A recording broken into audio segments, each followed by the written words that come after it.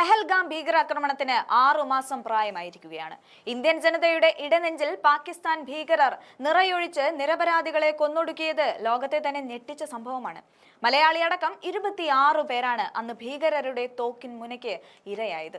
ഈ ആക്രമണത്തിന് പിന്നാലെ പാകിസ്ഥാന് ഓപ്പറേഷൻ സിന്ദൂറിലൂടെ സൈന്യം തിരിച്ചടി നൽകി. എന്നാൽ പെഹൽഗാം ആക്രമണം പ്രതിരോധിക്കാൻ കേന്ദ്ര സർക്കാരിന്റെ ഇന്റലിജൻസ് സംവിധാനങ്ങൾക്ക് സാധിച്ചിരുന്നില്ല. വിഷയത്തിൽ കേന്ദ്ര സർക്കാരിന് വലിയ തിരിച്ചടി സമ്മാനിച്ചുകൊണ്ട് കാശ്മീർ ലഫ്റ്റനന്റ് ഗവർണറുടെ വെളിപ്പെടുത്തൽ വന്നിരിക്കുകയാണ്.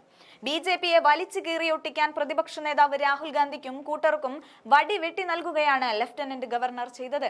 കാശ്മീരിൽ പറന്നിറങ്ങിയ ഭീകരർ പെഹൽഗാമിൽ നിരപരാധികളെ വെടിവെച്ച് കൊലപ്പെടുത്തി വീണ്ടും അതിർത്തി കടന്നപ്പോൾ സുരക്ഷാ സംവിധാനങ്ങൾ കൈമലർത്തുകയാണ് ചെയ്തത്. ഇക്കാര്യം രാഹുൽ ഗാന്ധി ആരോപിച്ചപ്പോൾ BJPക്കാർ വട്ടമിട്ട് ആക്രമിക്കുകയാണ് ചെയ്തത്. എന്നാൽ കേന്ദ്ര സർക്കാരിന്റെ പ്രതിനിധിയായ ലഫ്റ്റനന്റ് ഗവർണർ മനോജ് സിൻഹ ഇക്കാര്യം അടിവരയിട്ട് പറഞ്ഞതോടെ BJPക്കാരുടെ വായ് അടഞ്ഞു. ഇതിന് പിന്നാലെ ലോക്സഭ ചേർന്നപ്പോഴും ഈ വിഷയത്തിൽ കേന്ദ്ര സർക്കാരിനെ ഇന്ത്യ സഖ്യം കടന്നാക്രമിച്ചിരുന്നു. മോദിക്കും അമിത്ഷായ്ക്കും വയറു നിറച്ചു കൊടുക്കാനുള്ള വക BJPക്കാർ തന്നെ മുന്നോട്ട് വെച്ച് നീട്ടുമ്പോൾ വലിയ പ്രയാസമില്ലാതെ രാഹുലിന് തന്റെ കർത്തവ്യം നിർവഹിക്കാൻ സാധിക്കും. രാജ്യത്ത് ഏറ്റവും അധികം സുരക്ഷാ സംവിധാനങ്ങൾ സജ്ജീകരിച്ച് കേന്ദ്ര സർക്കാർ ജനങ്ങളെ ആകെ ശ്വാസം മുട്ടിക്കുന്ന സംസ്ഥാനങ്ങളിൽ ഒന്നാണ് ജമ്മു കാശ്മീർ. ആ സുരക്ഷാ സംവിധാനങ്ങളെയെല്ലാം മറികടന്ന് ഭീകരർക്ക് ആയുധങ്ങളുമായി രാജ്യത്ത് കടന്നുകയറി 26 മനുഷ്യരെ വെടിവെച്ച് കൊല്ലുന്നതിന് സാധിക്കുന്നത് എങ്ങനെ എന്നായിരുന്നു ഉന്നയിക്കപ്പെട്ട പ്രധാന ചോദ്യം. അതിന് നാളിതുവരെ കേന്ദ്ര ആഭ്യന്തര മന്ത്രാലയം മറുപടി പറഞ്ഞിട്ടില്ല. ആക്രമണത്തിന് ദിവസങ്ങൾക്ക് മുൻപ് അതിർത്തി കടന്ന് സ്ഥലത്തെത്തുകയും പ്രദേശവാസികളുടെ പിന്തുണയോടെ മുന്നൊരുക്കങ്ങൾ നടത്തുകയും ചെയ്തിട്ടും കണ്ടെത്താനാകാതെ പോയ ഇന്റലിജൻസ് സംവിധാനത്തിന്റെ വീഴ്ചയും ദൗർബല്യങ്ങൾക്കും മറുപടി പറയേണ്ടത് അമിത്ഷാ തന്നെയാണ്.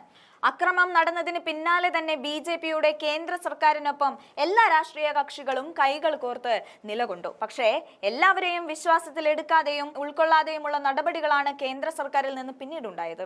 യുദ്ധം പൊടുന്നനെ നിർത്തിയതും സംശയങ്ങൾക്കിടയാക്കിയിട്ടുണ്ട്. 2019 പുൽവാമയിൽ ഭീകരാക്രമണം ഉണ്ടായി സൈനികർക്ക് വീരമൃത്യു ഉണ്ടായ സംഭവത്തിന് ശേഷം ലഫ്റ്റനന്റ് ഗവർണറായിരുന്ന സത്യപാൽ മാലിക്കും സമാനമായ ആരോപണം ഉന്നയിച്ചിരുന്നു. മനോജ് സിൻഹയിൽ നിന്ന് വ്യത്യസ്തമായി ഗുരുതരമായ ആരോപണങ്ങളാണ് 2023 ഏപ്രിലിൽ സത്യപാൽ മാലിക് ഉന്നയിച്ചത്.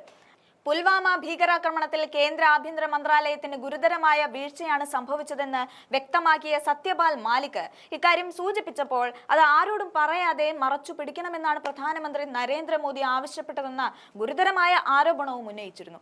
ദേശീയ സുരക്ഷാ ഉപദേഷ്ടാവ് അജിത് ഡോവലും ഇക്കാര്യം ആവശ്യപ്പെട്ടെന്നും സത്യപാൽ മാലിക് അന്ന് വെളിപ്പെടുത്തിയിരുന്നു. ഇതിന് മറുപടി പറയാതെ കേന്ദ്ര സർക്കാർ അന്നും ഒളിച്ചു കളിച്ചു. എന്നാൽ ഇക്കുറി വിടാൻ ഒരുക്കമല്ലെന്ന് പറഞ്ഞ രാഹുൽ ഗാന്ധി ഈ വിഷയം വീണ്ടും ചർച്ചയാക്കുകയാണ്.